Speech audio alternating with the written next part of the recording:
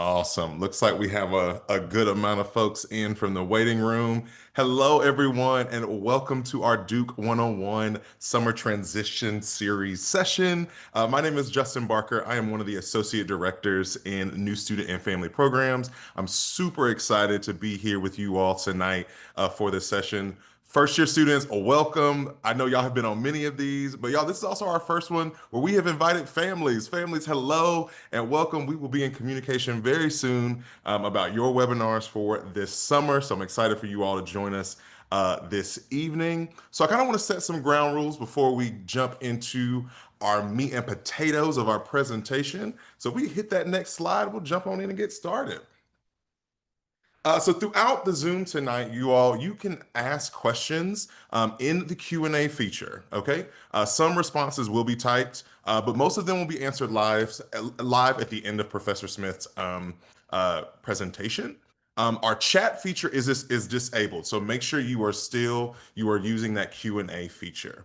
And everyone always wants to know if I missed something, oh my gosh, where can I go? Y'all, this webinar will be recorded and give us about 72 hours to get it uploaded to our website, okay? So with that being said, y'all, I would like to introduce Professor Candis Watts Smith for our Duke 101 session. So turn it over to you, Professor Smith. Super. Thank you, Justin. It is really a delight to welcome you all. Welcome to Duke. Congratulations to the Duke family, class of 2029. I will just give you kind of a broad overview of some of the folks that you will interact with once you come to campus. Like on the one hand, there's a way in which, you feel like really good about coming to Duke. 58,000 people, applied to Duke, and 58,000 people did not get in. And, so there's a confidence there, but then there's also it's a new world, it's a new place, it's a new experience. And I want you to know that there are just tons of people cheering for you and here for you. And so I want to talk about that through building relationships. So just a little bit about me. I'm Candis Smith. Students call me Professor Smith. This is my family, Terrell Smith. He's a double Dookie. Our son is 12. He's going to the 7th grade. And, I went to Duke. I got 3 Duke degrees. My husband has 2. Our son can go to any college in the entire country except Carolina. So, that's how we feel about his future. I am a faculty member in the Department of Political Science. I am the faculty in residence in Southgate. And for now, I am the Vice Provost for Undergraduate Education. And on the first, I'll just be a faculty member. But the good thing is that you'll either see me in Southgate or around campus or in your classroom. And so if you see me, don't be a stranger. I'm happy to answer any questions that you will have as you move through your time at Duke. I want to just tell you a little bit about my life as a faculty in residence. Each of you will have a faculty in residence, and these are faculty members who you may or may not have classes with that live in your dorm, open up their homes for you all to hang, to ask questions, to get to know a faculty member, their families, but also each other. The thing is that if you don't have classes with these folks, or even a faculty fellow on West Campus, like you can ask them anything. Like it's like a judgment-free zone. Each of my colleagues that live across East Campus, I mean, you kind of got to be a certain kind of person to live with 100, 200, 300 first-year students. We love students. We're really looking out for your well-being, but also it's just a person you can ask questions to. I'm not sure about how I did in this class, or I'm looking for a resource for, to study better or to manage my time or my energy better. how can I navigate X, Y, or Z? So these are faculty members who know the ropes, who love students, who are open to them. So all of these pictures are just from over the years of students that I've gotten to know, who just inspire me, who I love a lot. And they come in and out of my life, as you guys study abroad and come back and go to internships and so on and so forth. So there's actually, I think you can, on YouTube, you can look up faculty and residence Duke. And then once you know what residence hall you're going to be in, you can see your faculty and residence, and you can see inside of their apartment. But you can see it in real life when you get to campus. Okay, I want to give you all 3 pieces of unsolicited advice. The first piece is to think about your 5-year strategic plan. I know that you all are an incredibly driven group of people. That's how you got to Duke. And I can imagine that there are some number of you who are like, I'm going to be, pre-med double major in chemistry and Spanish with a certificate in decision science. I'm going to do Basque connections and carceral studies, study abroad in Copenhagen. I'm going to be, graduate with honors, and then I'm going to run a nonprofit, and then I'm going to do an MD PhD. Like there's all these things. And the thing is like, that's what got you to Duke. That ambition, that drive, that ability to kind of move through all of these things. But I want you to know that that is not what's going to get you through Duke. What's going to get you through Duke is exploration, openness, collaboration, and the kind of a sense of trying new things that you weren't expecting to like, to do, to know, to give a care about. You will, at some point, I really hope for you to like fall in love with something that you weren't expecting to. The second thing I want to say, and I said this before, is that there are tons of people cheering you on for your success. There are people who are in the Career Center, in the Academic Resource Center, in your house, in your residence halls, all over campus that are just brimming with enthusiasm for you to be successful at Duke. And success means different things for different people. It might mean initially about getting good grades, but then, as you grow, it might mean just developing mastery over a skill or over a set of knowledge. It might mean becoming more comfortable with being around different people if you're an introvert, or it might mean learning how to be by yourself if you're an extrovert. I mean, it could mean a lot of things. And there's different folks here, if you are, have learning differences, or if you have disability, or if you've never been away from home, or, I can go on and on. But you want to make sure that you build relationships with these people. They want you to thrive. And, building relationships is about getting to know people, keeping them in the loop with your successes and your failures, with your progress and where you're stymied, so that they can help you. And it just kind of will widen your network, so that you can, kind of develop like a mesh where if something goes wrong, you don't have to fall hard. There will be people here. And what is a rather low stakes, environment. You'll be challenged, but you'll have folks around you that want you to do well. Connect, make relationships with them. It will offer dividends on the backside. Okay, and then the last thing I want to say is that you want to ask questions. You want to ask for help. Many students, I, for example, was a first generation college student.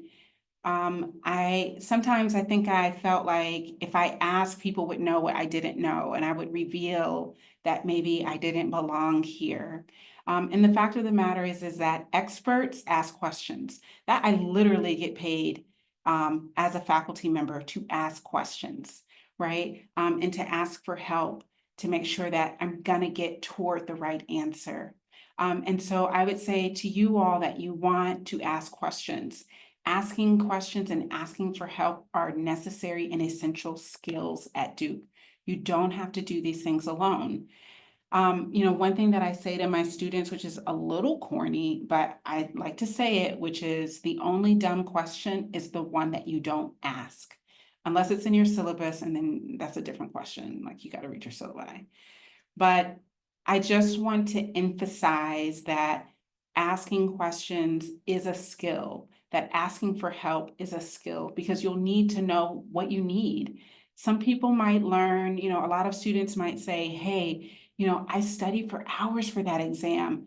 I don't know what went wrong. Well, study long, study wrong. You might have not studied in the right way. You might have studied in a way that was helpful for you in high school.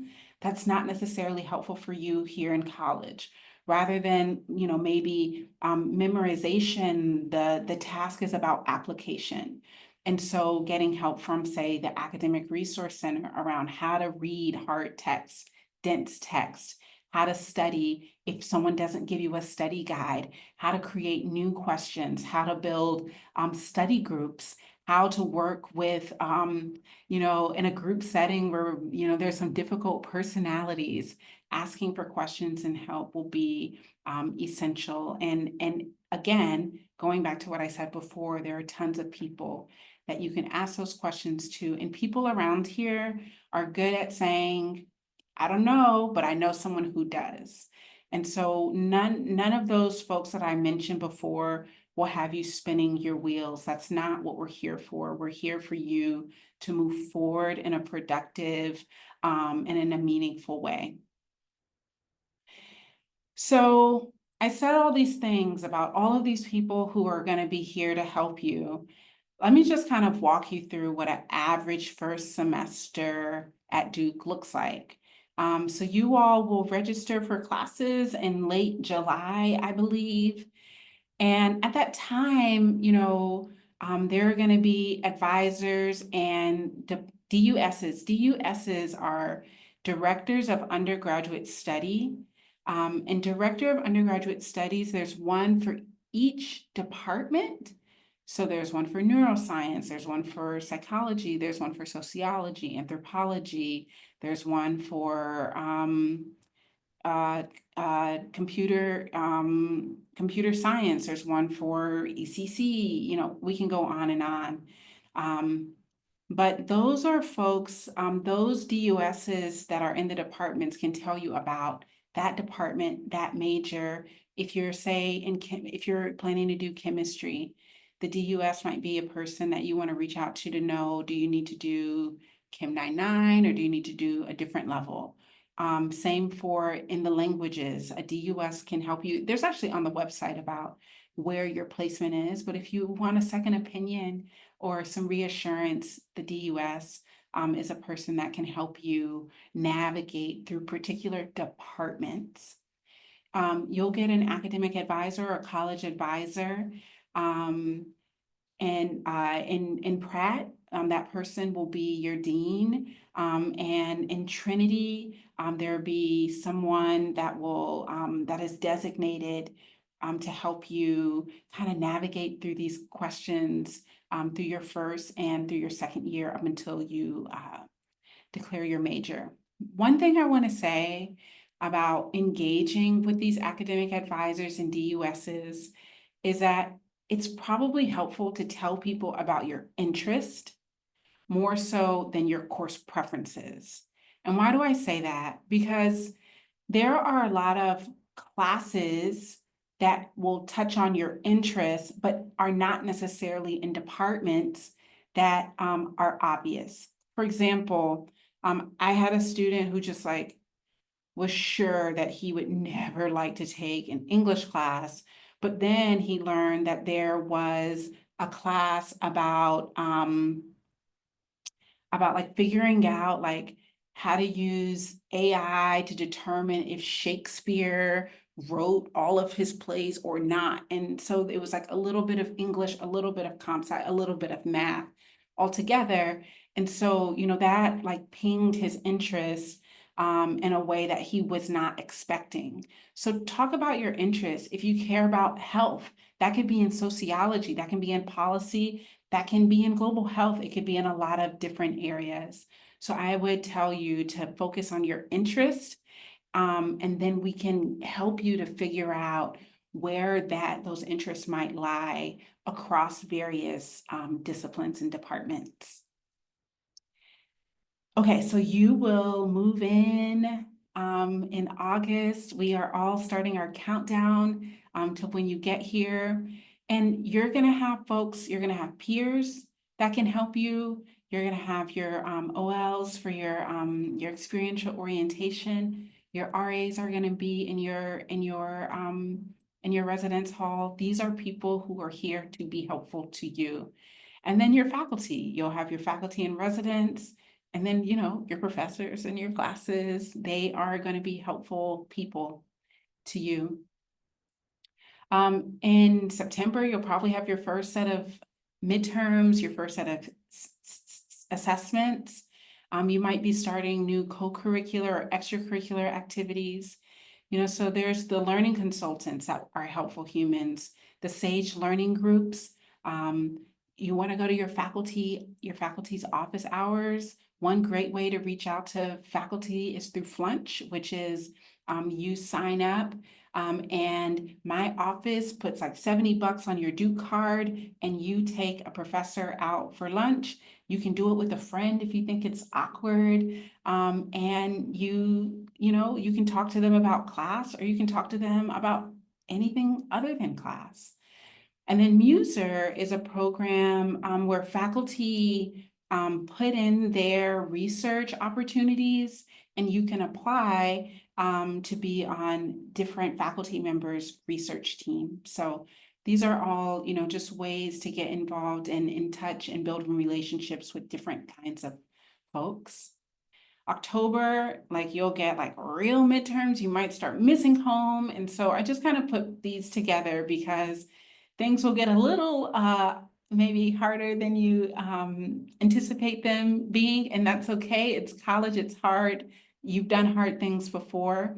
But there's places on campus like the Oasis where you can just go to relax. There's Devils After Dark where you can just kind of check out and have a little fun. There's the peer success leaders who are second, third, and fourth year students who are open and wanting to just folks you can solicit for advice across a range of issues and topics, and they are there to do that, just to be at your to be helpful to you all, to offer experience, to offer insight, or to help you make connections. And then November will come, and you'll start thinking about next semester, just like that. You'll be almost halfway done with your first semester. It goes by like that. People say that. It's hard to believe until you're doing it. But again, you'll meet with your advisors in Trinity or Pratt. You might start thinking about going abroad for the summer. So you might want to reach out to the Global Education Office to think about, well, do I want to go abroad in summer? Do I want to go to Duke Engage? Do I want to do Bass Connections? And there's folks in the Career Center. Maybe you want to think about an internship, or maybe you want to think about what kinds of careers might align with the interests that you have. So as I said, you want to ask folks, ask them anything. Your peers are there, your faculty is going to be there for help, your staff is going to be there, I'll be here. And so here I'm just putting my information. You can email VPUE. You can follow me on LinkedIn. I try to offer some words of insight and wisdom, some kind of hidden curriculum stuff on LinkedIn. Every once in a while, you can follow us on IG, just to learn about different events on campus, different tools, different resources will be there on Insta. So the long and the short of it is that we're gonna welcome you to campus, and not that much longer. It's going to be a little overwhelming, I'll warn you, but there are so many people here that are just looking out for you. Do not hesitate to lean on them, to lean on us. We're here for you, and we cannot wait until you get here to campus. Awesome. Thank you so much, Professor Smith. We really appreciate it. Now it's time for some questions. There's only three in the Q&A right now, but I feel the spirit is moving y'all with some more. So go ahead and add those. But we will get started with our first one. So Professor Smith, you did mention about students getting their academic advisors. Can you repeat when students can expect to receive their academic advisors? Yeah, so I think that you'll get your academic advisor in August. But you will be able to sign up for classes in July.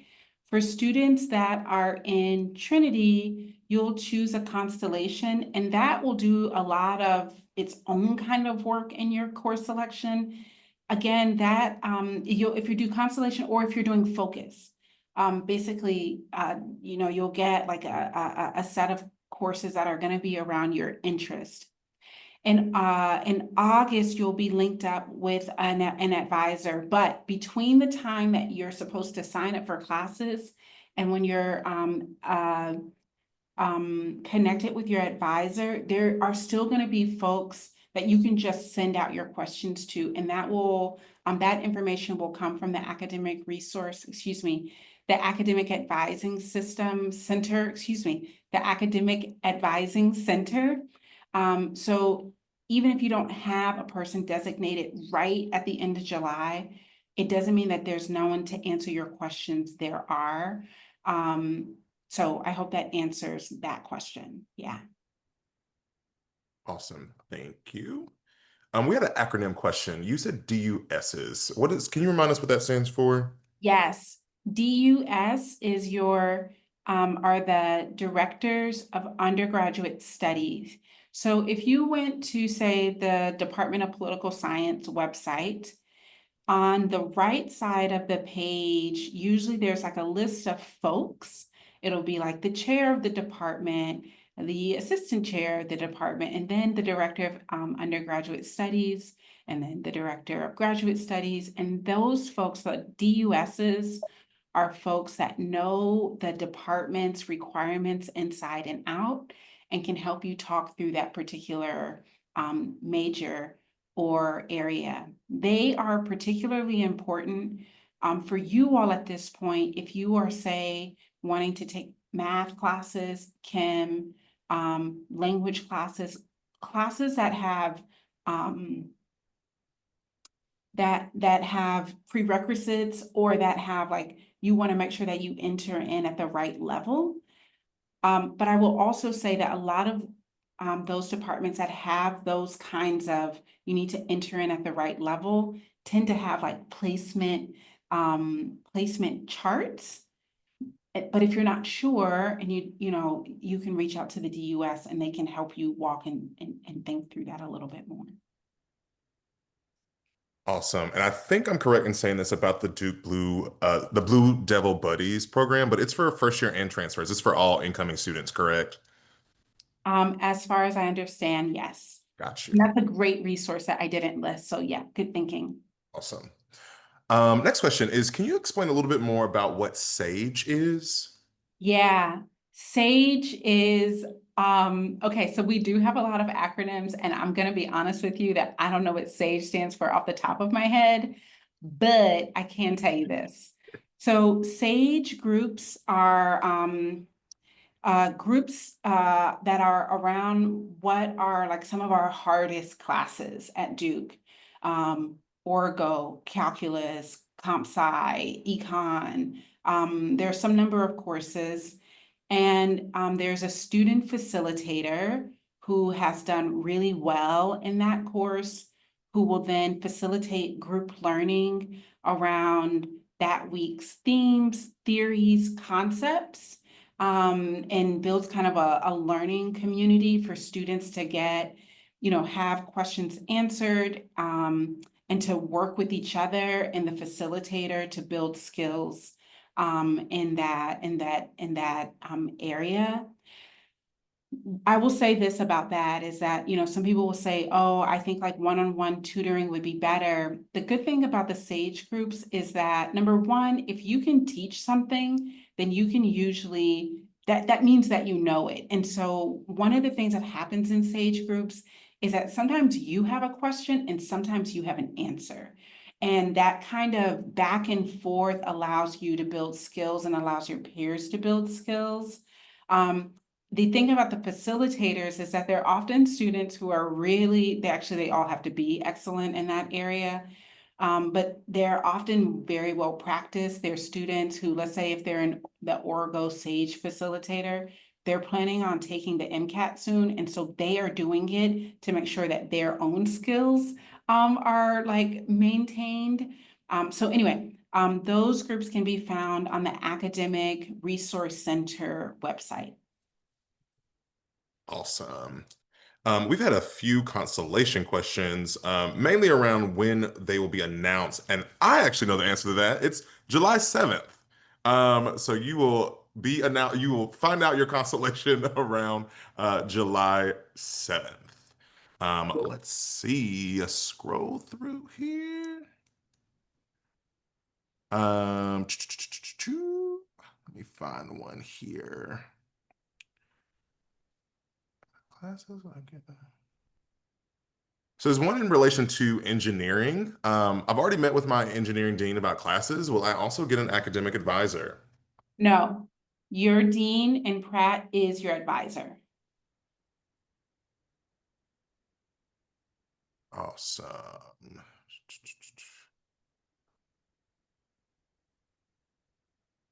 Let's see here.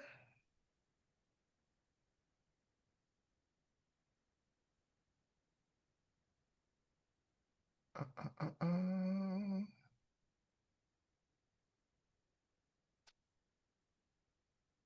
There's a question about a book this summer. I don't know if you wrote that question about the book. Can you elaborate a little bit more on which book you were talking about? Are you just talking about academic Are books? you talking about the summer reading book, James? Oh, that could be it too. James, yes. When can you talk to us a little bit about that?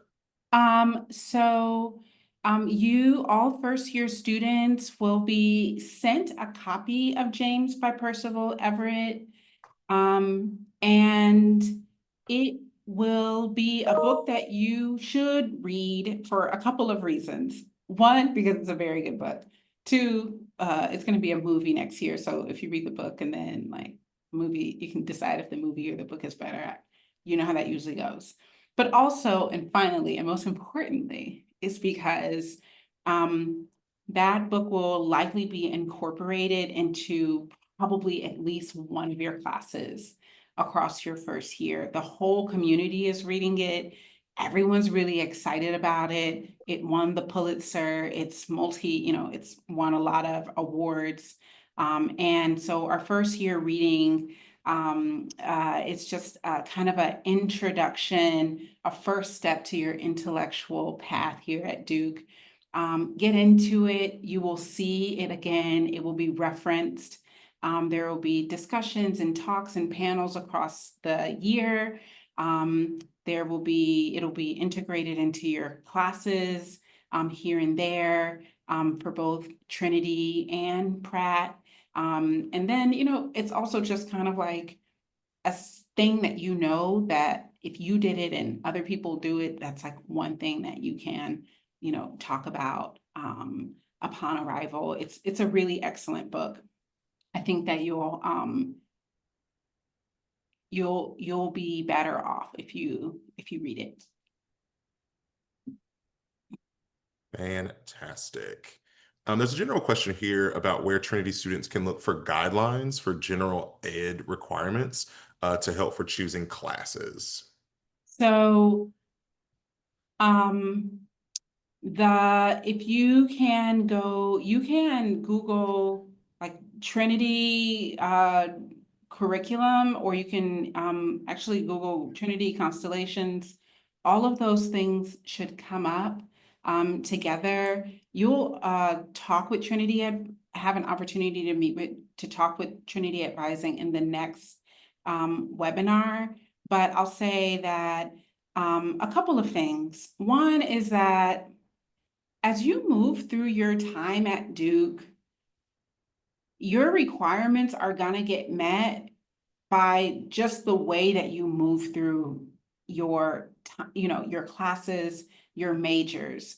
This is not really, how do I say? I don't want to say it's not a big deal, because at other schools, you can get into these situations where you get to graduation and somehow like you know these horror stories of people who didn't have like one credit or something that they were supposed to do. That doesn't happen at Duke. We don't let that happen.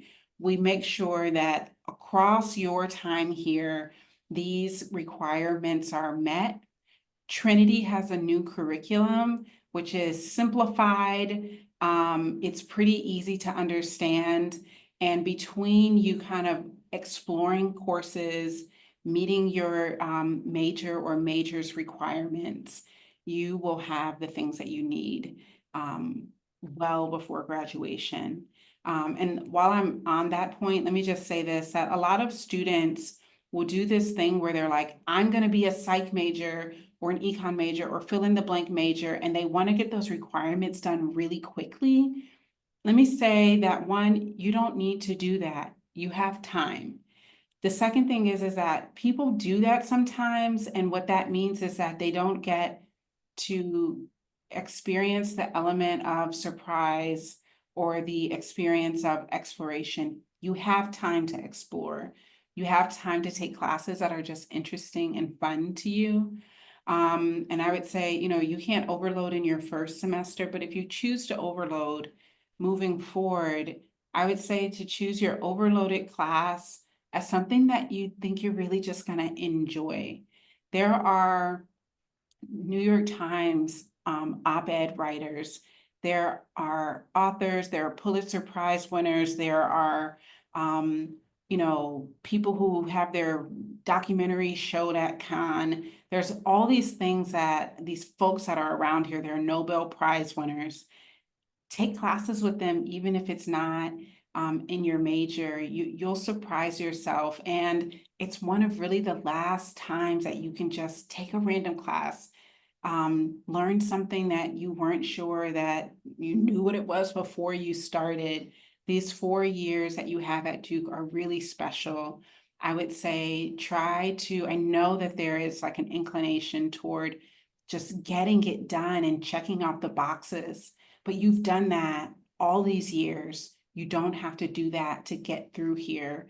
And it'll just be more enjoyable and more fulfilling if you give yourself some room to try new things and explore. Yeah, I could not agree more. This question, you basically just answered it because the students are curious, at this point, do they need to be fully decided on their classes that they want to take their first semester? And I feel like you answered that with a no, not necessarily. Actually, No, that's you scary if don't. you do. No, you'll be okay. Everything will be okay. Yeah, absolutely. Could you explain a little bit further if you know any more information about the learning consultants? Yeah, so there are learning consultants, and the learning consultants are great for, you gotta read Dante, or you gotta read Kant, or you have to do something that's like, I need to read 100 pages by tomorrow. This is not something that I've done before. This is a good group of folks who can help you with strategies around learning in college. They are folks that can help you to learn how you learn. The thing is that sometimes it turns out that the way that you've been taught in high school is not necessarily designed for you. And so really just kind of being able to have an understanding of, do I need to learn by example? Do I need to like touch it and do it myself? Is it better when I hear it or when I see it? Or do I have to do both at the same time? So learning consultants can also help you learn how you learn best so that you can connect dots more efficiently and effectively within a particular class and then across your classes as well. And then there's like, this is a time when like you're the one who makes your schedule. Some people are like, I'm not going to have classes on Monday and Wednesdays. And then it's like, okay, well, how do you use your time? Or how do you allocate your energy in a way that produces optimal outcomes for you? This might be the first time for some people to have your own choice in classes, or your own choice in the way your schedule is shaped. And some people kind of like, it looks good at first, and then you learn the backside, like, okay, well, now I have to be responsible for making sure that I do X, Y, and Z readings by a particular day every week for the next 14 weeks. So this is a group of folks who can help you learn new skills, or improve the skills that you already have. So I think I'm a good time manager. But you know what? These folks might give me some tips so that I could be better, as an example. Or I'm a pretty good reader, but now my classes are asking me to do a lot more than I expected. Maybe I can get some tips or tricks. So these are folks that you can make an appointment with. If you have a learning diversity or neurodiversity, we also have learning consultants who specialize in learning differences in neurodiversity and ADHD as well. And so just so that you can be on your A game those are folks that you would want to touch base with. Awesome. Thank you. There's a question about visas. So I'm actually gonna message you privately if you've sent that message. So just know that we hear you, we see you. I'm getting that information to you here in just a second. Let's go with some people want to get involved in Sage and peer success leaders and other resources. Will they get emails, or could you provide some guidance on that for folks? Yeah, so for the SAGE groups, those will become available in the fall. But you can peruse the websites and learn more about that. You can reach out to folks at the Academic Resource Center and say, hey, actually, I take that back.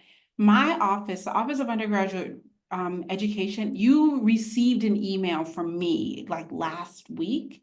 You will receive emails like that every other week for the rest of the summer. And those kinds of things will be set in those emails. So we'll make sure that we get it to you at a clip where you can, taste it and chew it and swallow it in like bite-sized pieces, and explore. So what I'm saying here is not for you to not go and do your own research. Go for it. But it will also come to you in a very curated and measured way across the summer through the emails that the Office of Undergraduate Education will send to you too. Awesome.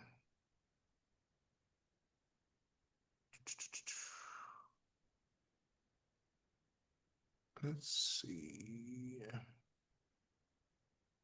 Do we have any general advice about tackling being overwhelmed or lost as we enter this new stage? Yeah. Um, that feeling is a perfectly normal feeling to have. Um, it's hard, I can say like, there are people here who want to help you. It's really hard to believe until you get here. Let me tell you, like, my favorite day at Duke. My favorite day at Duke is move-in day. My second favorite Duke is last day of classes. Okay, but that's a different issue for a different day. But when you move in, there are hundreds of cars on Main Street and on Buchanan and Broad Street, like all around campus, and you have all your stuff in your bag, in your car. You've got like your three-sided pillows, and you've got your whatever refrigerator and whatever. You got all this stuff. And then you're like, ah, my room is on the third floor and I'm gonna have to get it up there. And you're gonna pull up, your parents are gonna drive, you're like, one of your parents is crying in the car and your little sister is like, when are you leaving? Taking your room. There's gonna be a group of kids at Dookies. They're gonna say, what room are you in? You're gonna say, I'm in 335. They're gonna put a sticky on your car that says 335, and everyone's gonna grab your stuff and they're gonna take your stuff and put it in your room for you. And I say this because this is my favorite day because those students, it's gonna be so hot. They do it because someone did it for them and because they want you to feel welcomed when you're here, and they want you to have one less thing to think about when you move in. And that is basically what's going to happen for the rest of your time at Duke. Not that everyone's going to move your stuff around, but just symbolically, there are folks here who want to be here for you, and they're going to be here on one of the hottest days of the year, climbing up 3 flights of steps with your tub of whatevers, and they're not going to complain about it. So I know you might be overwhelmed, but I guarantee that there are folks here that are here to make sure that you get the things that you need and that you get the things that will help you thrive socially, emotionally, physically, academically, just as long as you ask for help when you need it. Oh, that was beautifully stated. Moving day is probably one of the best around here. I experienced it last year for the first time as a new employee at Duke, and it was so magical. And just to highlight a future webinar for our students and our families, we're going to talk all about move-in and orientation in August. I know y'all feel like we gotta have everything right now because we're moving in on Saturday. Nope, we hadn't even got to Independence Day yet. So just enjoy all these moments of being free this summer before you become a Blue Devil, okay? Just soak them all in, all right? Also, there's a few questions about how do we select through the 9,000 classes that are in the course catalog? Candace, do you have any recommendation for how they just, make that huge number small? You know what? I want to challenge you all. So first of all, choosing a constellation or a focus is going to help you to think through, because what you'll get then is a curated set of courses that are within your interest, that are across disciplines. And so, maybe you're interested in ethics or beauty or movement or inequality or whatever. There are courses across all of the disciplines that are also concerned with that. And so that's the beauty of the constellations and focus. But I will just say, let just peruse through, like click through, go to a discipline that you never heard of or that you haven't ever considered, and just look at the classes. First of all of the classes are not available to you because some of the classes you have to have prerequisites. So those are not available to you, but they will be. And so it might be interesting to just say like, oh, this looks really cool. Let me make a note of it for later. Um, or to see that there are classes that you never even thought about. So is it overwhelming? Yes, but in a good way. I mean, again, you're gonna be with experts who are world renowned in their area, and you have an opportunity to learn from them and alongside them. So just get into it and see what sparks your interest, what piques your interest, and make a note.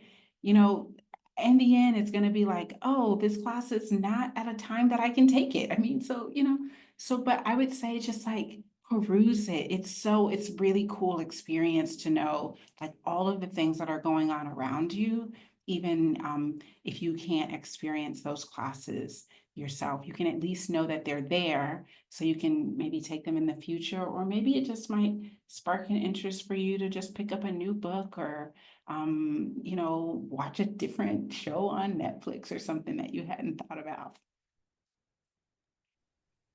Awesome. Can you go over one more time, just a kind of when the students will be receiving their advisors, whether that is Pratt, Trinity, there's some differentiation about focus and constellations. Can you give us kind of just a general um, combination of all those things?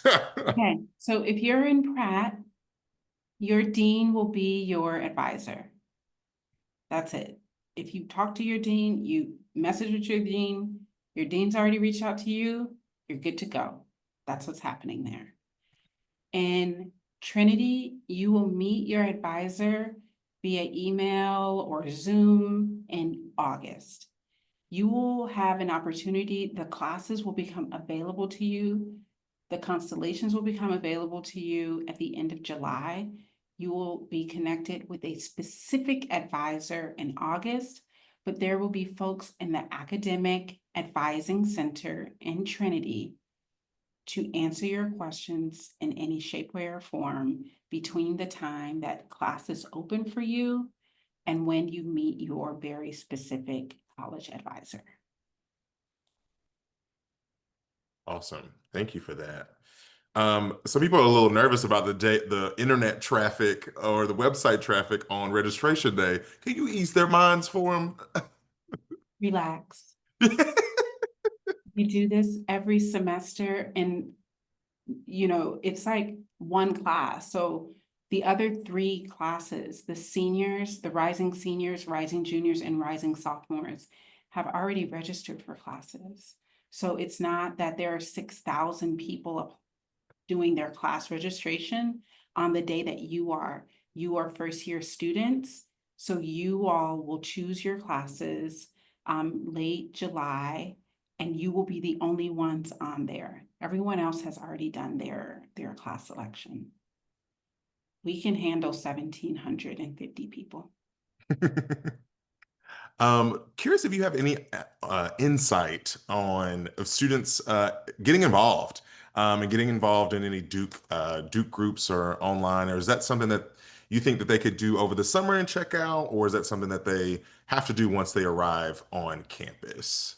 You'll come to campus, and there'll be an activities fair for you to learn more about all of the many dozens of groups. I would just wait.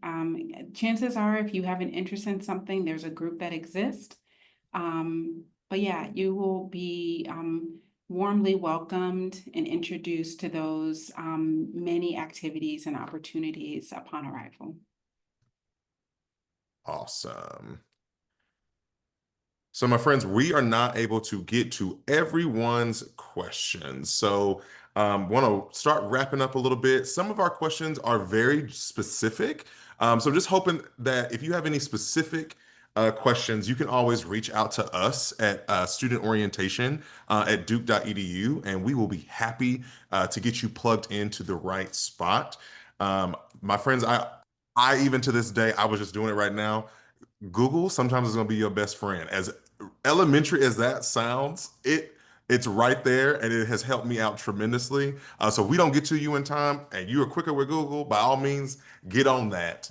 But Professor Smith, I'm curious if you could just close us out. Any closing words or advice you may have for us as we get on our way?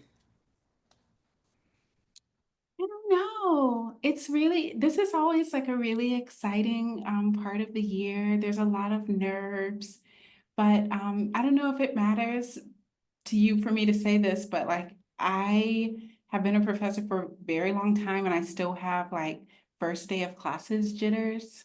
So if you're feeling anxious, that's a perfectly normal way to feel. And but everyone's really excited.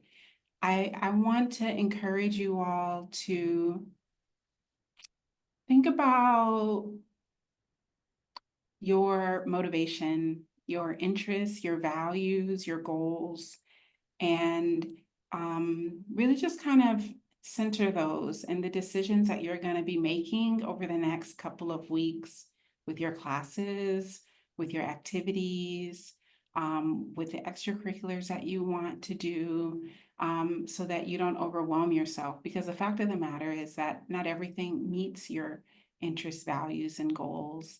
And so it will be overwhelming, but you can narrow your focus if you just think about like, where is it, what is it that interests me? What are my values? My values might be integrity or leadership or ethics or love or kindness or, whatever.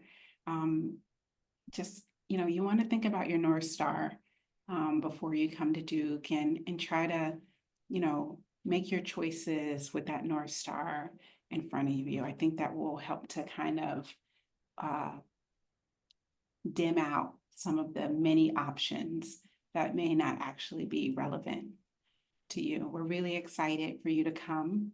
I'm excited. And so if you see me on campus, you see me in Southgate, make sure you give a shout. Awesome. Thank you so, so much. Can you shout out the email address you suggested for them to reach out to, and then I will plug the upcoming webinar. The email for my email? Yes, the one that they can, it just if they want to reach out. Oh, yeah. My email is vpue@duke.edu. Awesome. And other general questions, if you want to reach out to us at student orientation at duke.edu, we will be happy to answer those questions for you. My friends, thank you so much. Professor Smith, can you go to that next slide so I can plug the next webinar? So if you are Trinity and you have all the advising questions, there were several of them in the chat about advising and registration. This is your day right here. Hop on this webinar. July 8th at 4 p.m. This is for students only. Families, your Trinity Family Welcome is coming up. That email was sent last week. So you will have your own special Trinity Advising webinar. So this is just for students. So again, my friends, thank you all so much for joining us. If you have any questions, reach out to those email addresses we suggested, and we will see y'all next time. All webinars are recorded, so they will be on our website. You will not miss it, I promise. Thank you all so much. We'll see y'all soon. Thank you, thank you, thank you. Okay, I'm gonna